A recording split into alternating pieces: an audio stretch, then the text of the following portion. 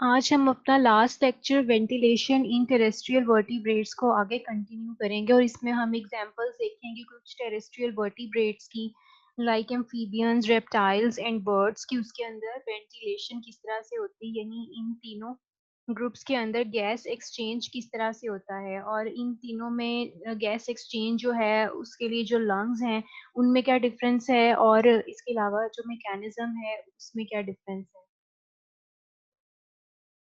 First of all, we have the example of ventilation in amphibians. Amphibians में हमारे पास frog की example है। तो amphibians के अंदर जो मैकेनिज्म यूज होता है फॉर वेंटिलेशन वो है पॉजिटिव प्रेशर पंपिंग मैकेनिज्म, जिसमें एयर जो है लंग्स के अंदर पुश की जाती है, और माउथ और फेरिंग्स के मसल्स जो हैं they help to create positive pressure. और ये क्या करता है, it forces air into the lungs. हमारे पास एग्जाम्पल है फ्रॉग की। अगर हम इसमें देखें पिक्चर ए, तो इसमें देखें air enters in the buccal cavity, बाहर से एयर जो इनकी बक्कल कैविटी यानी इनके माउथ रीजन में जो है एंटर हो रही है। और माउथ कैविटी में जब ये एंटर हो रही है तो किस तरह से एंटर हो रही है, इनके नॉस्ट्रल्स के जरिए, और इस तरह से इनकी जो फ्लोर ऑफ बक्कल कैविटी है वो लोअर डाउन हो रहा है, नीचे की तरफ को जा रहा है। अब पिक्चर बी में देखें जो सेकंड स्टेप है, इसमें जो ग्लोटिस है यानी इनकी बक्कल कैविटी और लंग्स के बीच में जो ओपनिंग है ग्लोटिस, इसमें क्या है, ग्लोटिस जो है वो ओपन हो जाएगी, और लंग्स जो हैं वो क्या होंगे, कंप्रेस होंगे due to compression of chest wall, और लंग का वॉल्यूम जो है वो रिड्यूस होगा, और एयर जो है लंग से जो बाहर की तरफ माउथ से और नेयर से यानी नॉस्ट्रल से बाहर की तरफ फोर्स आउट होगी। अब थर्ड स्टेप में क्या होगा, माउथ और जो नॉस्ट्रल्स हैं वो क्लोज हो जाएंगे और फ्लोर ऑफ बक्कल कैविटी है वो राइज होगा ऊपर की तरफ को, और एयर जो है लंग्स के अंदर पुश होगी। ये जो ब्लू एरो है ये एयर को इंडिकेट कर रहा है, ये लंग्स को भर देगी, पुश होगी due to positive pressure mechanism. अब फोर्थ स्टेप में क्या होगा, ये ग्लोटिस जो है ये क्लोज हो जाएगा और गैस एक्सचेंज होगा लंग्स में। तो गैस एक्सचेंज लंग्स में किस तरह से होगा कि लंग्स के अंदर जो ब्लड कैपिलरीज हैं वो क्या करेंगी, गैस एक्सचेंज करेंगी लंग्स से। Next we have ventilation in reptiles. तो कुछ रेप्टाइल्स के अंदर पॉजिटिव प्रेशर मैकेनिज्म भी यूज होता है, जबकि कुछ के अंदर नेगेटिव प्रेशर मैकेनिज्म भी यूज होता है। फॉर एग्जाम्पल अगर हम बात करें स्नेक्स, लिजर्ड्स और क्रोकोडाइल्स की, तो ये अपनी बॉडी कैविटी को एक्सपैंड कर लेती हैं। और ये बॉडी कैविटी को किस तरह से एक्सपैंड करती हैं, by the posterior movement of ribs, अपनी रिब्स को पीछे की तरफ धकेलती हैं, जिससे इनका बॉडी कैविटी का वॉल्यूम जो है वो बढ़ जाता है। जब इनका वॉल्यूम बढ़ जाता है तो इनके लंग्स का प्रेशर जो है वो कम हो जाता है, जिसकी वजह से इनके लंग्स जो है वो अंदर की तरफ हवा को खींचते हैं। उसके बाद क्या होता है, जब इससे ऑपोजिट होगा कि रिब्स की मूवमेंट जो है वो आगे की तरफ होगी, बॉडी वॉल जो है वो कंप्रेस हो जाएगी, लंग्स कंप्रेस हो जाएंगे, तो ये एयर जो है इनके लंग्स से बाहर की तरफ एक्सपेल हो जाएगी। फिर इसी तरह से हमारे पास टर्टल्स की एग्जांपल है। टर्टल्स की रिब्स जो हैं वो उनके शेल का ही पार्ट होती हैं। इनकी बॉडी वॉल को मूव करना जो है वो इस वजह से इम्पॉसिबल है। तो फिर किस तरह के मैकेनिज्म यहाँ पे यूज होंगे फॉर इनहेलेशन एंड एक्सहेलेशन। सबसे पहले हम देखते हैं एक्सहेलेशन। तो ये अपने मसल्स को कॉन्ट्रैक्ट करेंगे। जब मसल्स कॉन्ट्रैक्ट होंगे तो इनके जितने भी इंटरनल ऑर्गन्स हैं जिन्हें हम विसरा कहते हैं, ये अप ऊपर की तरफ को मूव करेंगे, अपवर्ड साइड पे, जिसकी वजह से लंग्स जो हैं उन पे प्रेशर पड़ेगा और वो कंप्रेस हो जाएंगे, जिसकी वजह से लंग्स से हवा जो है बाहर की तरफ खारिज होगी। जबकि इन्हेलेशन में क्या होगा कि मसल्स जो हैं वो इस तरह से कॉन्ट्रैक्ट होंगे कि इनका विसरल कैविटी का वॉल्यूम जो है वो बढ़ जाएगा। और क्या होगा, इससे नेगेटिव प्रेशर क्रिएट होगा जिसकी वजह से हवा जो है लंग्स के अंदर खींची चली आएगी। Next we have ventilation in birds. Birds के आपको पता है कि जो लंग्स हैं वो बहुत एफिशिएंट होते हैं। हमने लास्ट टाइम इनका कंपैरिजन किया था मैमल्स के लंग्स से।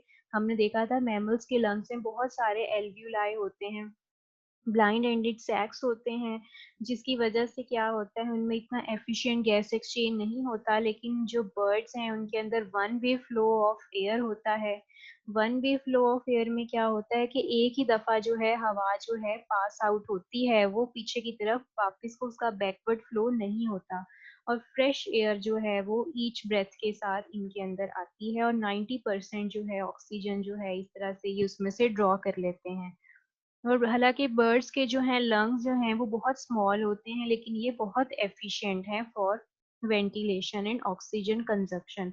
अब इतना ज़्यादा ये 90% जो ऑक्सीजन हवा से ले लेते हैं, जिसकी वजह से इनका मेटाबॉलिक रेट जो है वो बहुत हाई होता है, क्योंकि जितना ज़्यादा ऑक्सीजन कंजप्शन होगी उतना ही मेटाबॉलिक रेट भी हाई होगा। तो इनके लंग्स के अंदर टू स्पेसिफिक जो हैं डिस्टिंक्ट स्ट्रक्चर्स होते हैं, पैरा ब्रोंकाई एंड एयर्स। तो ये हमें नजर आ रहे हैं पैरा ब्रोंकाई। अब ये ब्रोंकस है, ट्यूब है, एयर पैसेज है, और ये लंग्स के अंदर जो हैं छोटे छोटे एयर पैसेजेस हैं जिनको हम पैरा ब्रोंकाई कहते हैं। इन एयर पैसेजेस का जो होता है कनेक्शन कैपिलरीज के साथ होता है, जहाँ पे गैस एक्सचेंज होता है। जबकि यहाँ पे आपको एयर सैक्स भी नजर आ रहे हैं, ये एंटीरियर एयर सैक है, ये पोस्टीरियर एयर सैक है। तो ये एयर सैक्स जो हैं ये क्या करते हैं, ये बॉडी के अंदर जो है इम्बेडेड होते हैं और ये जो है गैस एक्सचेंज के लिए यूज होते हैं और ये सप्लाई करते हैं एयर को।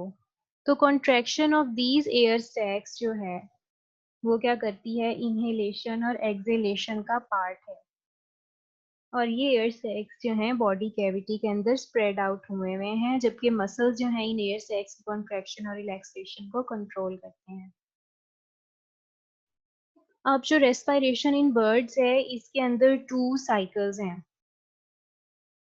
इनमें जो इनहेल्ड एयर होती है वो प्रोसीड करती है दो रेस्पिरेटरी साइकिल्स में, और ये टुगेदर जो है मिलके चार स्टेप्स बनते हैं। तो चार स्टेप्स में जाके इनका जो है ये रेस्पिरेशन का जो प्रोसेस है वो मुकम्मल होता है। जबकि बाकी ऑर्गेनिजम्स में अक्सर हमने देखा है कि टू स्टेप्स में इनहेलेशन और एक्सहेलेशन हो जाती है, जबकि इसमें दो दफा इनहेलेशन और दो दफा एक्सहेलेशन जो है वो जरूरी होती है। फर्स्ट स्टेप अब हम इसको देखें, ये इसे हम कहते हैं फर्स्ट ब्रेथ इन, यानी फर्स्ट इनहेलेशन भी हम इसे कह सकते हैं। तो ये जो रेड कलर जो है हमने इंडिकेट किया है रेड कलर से क्या, फ्रेश एयर को, कि जो इनहेलेशन से जो भी फ्रेश एयर अंदर आ रही है उसको हम रेड कलर से इंडिकेट कर रहे हैं। तो ये रेड कलर जो है ये दिखा रहा है कि अभी ये जो है फ्रेश एयर जो है इनके अंदर एंटर हुई है। तो फर्स्ट स्टेप में क्या होगा, इनहेल्ड एयर जो है वो लंग को बाईपास करती हुई पोस्टीरियर एयर सैक में पहुंच जाएगी, जिससे ये पोस्टीरियर एयर सैक जो है वो एक्सपैंड हो जाएगा।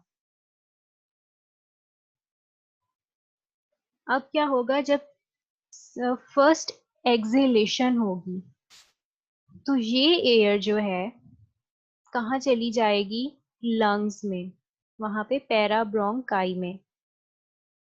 जबकि यहाँ से जो है दूसरा बैच ऑफ एयर भी आ जाएगा, लेकिन हम सिर्फ इस बैच ऑफ एयर पे जो है फोकस कर रहे हैं। फिर थर्ड स्टेप जो है जिसे हम सेकंड इंस्पिरेशन कहते हैं, तो ये बैच ऑफ एयर जो है कहाँ मूव कर जाएगा, एंटीरियर एयर सैक में, जिसे हम थोरेसिक एयर सैक भी कहते हैं। और फोर्थ स्टेप जो कि हमारा सेकंड एक्सहेलेशन है, उसमें ये जो एयर है ये एंटीरियर एयर सैक से जो है बाहर निकल के इनके माउथ से एक्सहेल हो जाएगी। तो हम इस अगर रेड कलर को नोटिस करें, ये जो ये वाला बैच है एयर का, आप इसको देख सकते हैं कि ये जो है इसका वन वे फ्लो है। फिर ये यहाँ पहुंची, फिर इधर पहुंची और फिर ये बाहर चली गई, कहीं पे भी इसका बैकवर्ड फ्लो नहीं है। जितनी दफा भी बर्ड ने हवा को इनहेल किया है, उतनी ही दफा जो है इसके अंदर फ्रेश एयर ने जो है स्टे लेयर को डिस्प्लेस किया है, और जो स्टे लेयर है वो बैकवर्ड फ्लो उसने नहीं किया बल्कि आगे की तरफ को मूव किया है। तो इसमें क्या हमें नजर आ रही है, complete replacement of air in tubes and it is continuous. तो आज का हमारा टॉपिक यहीं पे एंड होता है।